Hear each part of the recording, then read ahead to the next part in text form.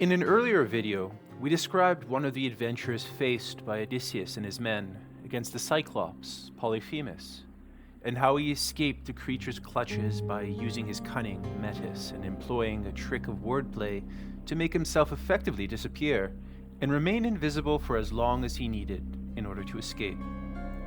We described the analogy of the dissipation of the ego toward a sense of transcendence, an exchange of the egoic psychophysical self for the true self, the Atman. Let us fast forward Odysseus' adventures to the scene where he is conversing with the witch Circe. She is also known by the epithet Polypharmakon, translated as enchantress, or, quote, one who's skilled in many herbs. She warns Odysseus of the perils that lie ahead and provides him with the knowledge he requires to face these difficulties. The idiom, stuck between a rock and a hard place, expresses the notion of having two alternative paths or outcomes that are both disastrous and devastating in their own way. The problem is that one cannot avoid the path in the first place. The monstrous creatures of the sea, Charybdis and Scylla, represent this juxtaposition of two evils or obstacles that must be overcome or crossed, but not without some sacrifice and bloodletting, in order to continue on the journey and reach the destination. To refresh our memories, let us here take pause and listen to Circe's words. First, you will come to the Sirens who enchant all who come near them. If anyone unwarily draws in too close and hears the singing of the Sirens, his wife and children will never welcome him home again, for they sit in a green field and warble him to death with the sweetness of their song. There is a great heap of dead men's bones lying all around, with the flesh still rotting off them. Therefore pass these Sirens by, and stop your men's ears with wax, that none of them may hear. But if you like, you can listen yourself, for you may get the men to bind you as you stand upright on a cross piece halfway up the mast, and they must lash the rope's ends to the mast itself, that you may have the pleasure of listening. If you beg and pray the men to unloose you, then they must bind you faster. When your crew have taken you past these Sirens, I cannot give you coherent directions as to which of two courses you are to take. I will lay the two alternatives before you, and you must consider them for yourself. On the one hand, there are some overhanging rocks against which the deep blue waves of amphitrite beat with terrific fury. The blessed gods call these rocks the Wanderers. Here, not even a bird may pass. No, not even the timid doves that bring ambrosia to Father Zeus. But the sheer rock always carries off one of them, and Father Zeus has to send another to make up their number.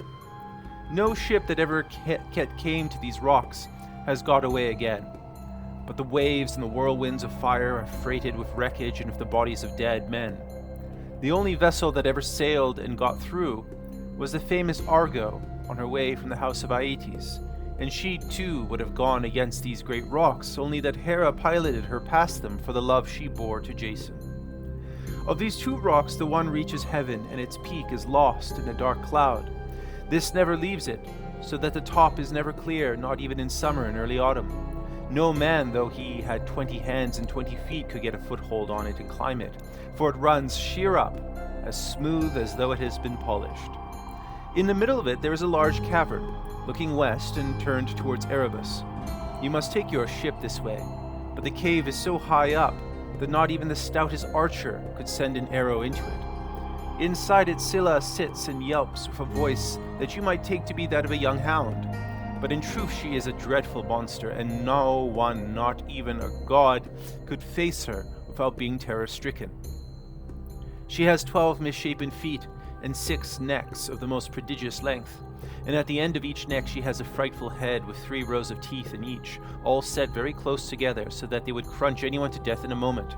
And she sits deep within her shady cell, thrusting out her heads and peering all round the rock, fishing for dolphins or dogfish or any larger monster that she can catch, of the thousands of which Amphitrite teems. No ship ever yet got past her without losing some men, for she shoots out all her heads at once and carries off a man in each mouth. You will find the other rock lie lower, but they are so close together that there is not more than a bow shot between them. A large fig tree in full leaf grows upon it, and under it lies the sucking whirlpool of Charybdis. 3 times in the day does she vomit forth her waters, and 3 times she sucks them down again, so that you be not there when she is sucking. For if you are, Poseidon himself could not save you. You must hug the Scylla side and drive ship by as fast as you can, for you had better lose 6 men than your whole crew.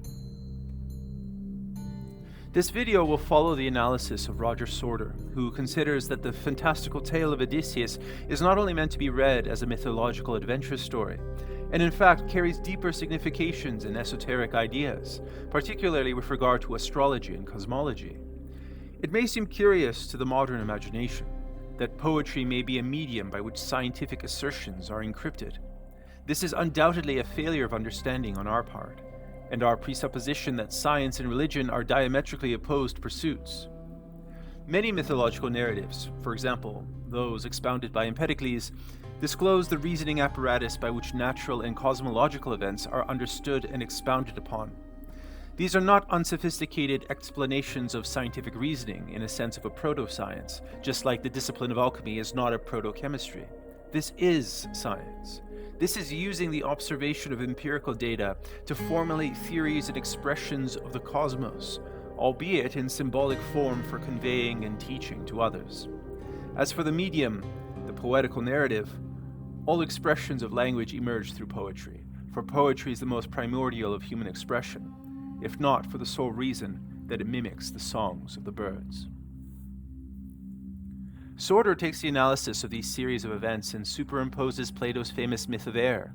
He argues that Plato alludes to certain scenes depicted in the Odyssey and complements it in a way when outlining his conception of the spindle of necessity, ananke, in the transmigration of souls.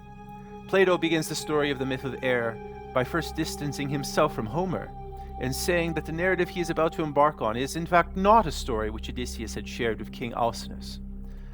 But the end of the narrative of the myth of air in fact includes Odysseus and has him choosing his own next in reincarnation. In brief, the myth of air describes the passage of souls through the planetary spheres toward a new mortal life, whether that be human or animal or plant for that matter. Each soul is given a lot by which they can choose their future life. Lachesis, the fate of the past, assigns each soul a guardian spirit or a daemon, who ensures that the choice is finally fulfilled. The souls are first led to the fate who represents the present, Clotho, who spins the outer wheel of the spindle of necessity with her right hand, and the irreversible threads of fate are sewn by Atropos, the fate of the future. They are then sent to the fields of forgetfulness that burn away the memories of their past lives with unbearable heat. The souls then camp beside the river of unmindfulness and drink to forget all things. An electric storm with thunder occurs, and the souls are transported from this ethereal plane to the material world.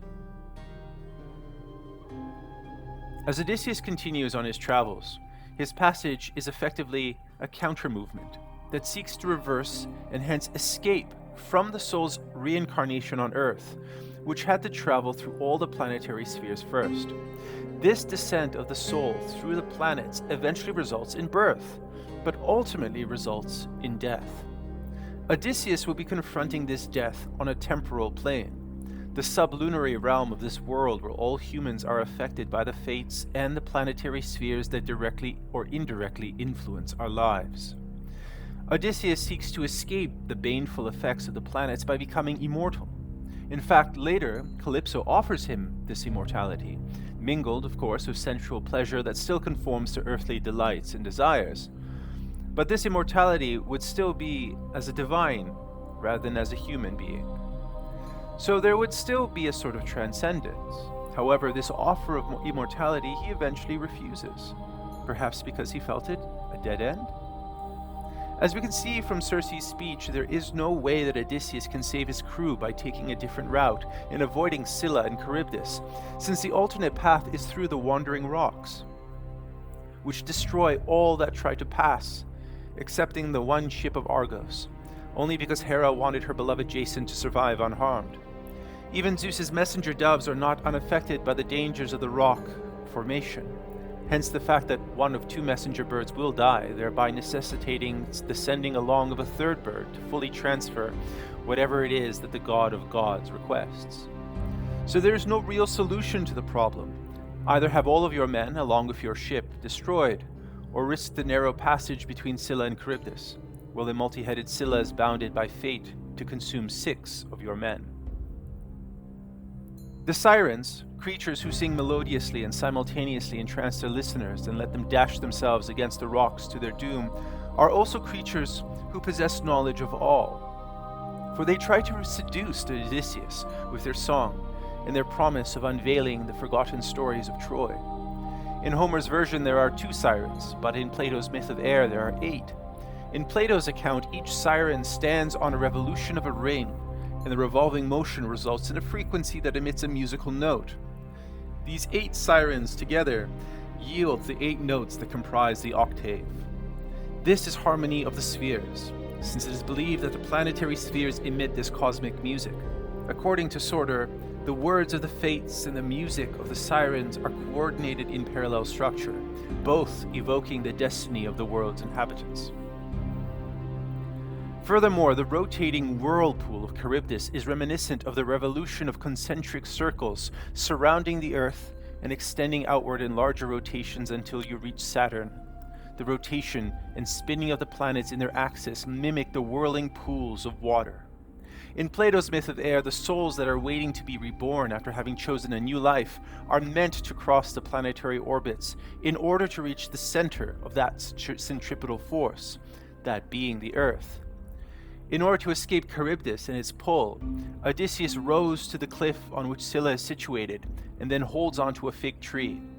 This image of holding onto a wooden pole or branch is an interesting imagistic analogy to how Odysseus escaped the enchanting but deadly music of the Sirens by being bound to a wooden mast.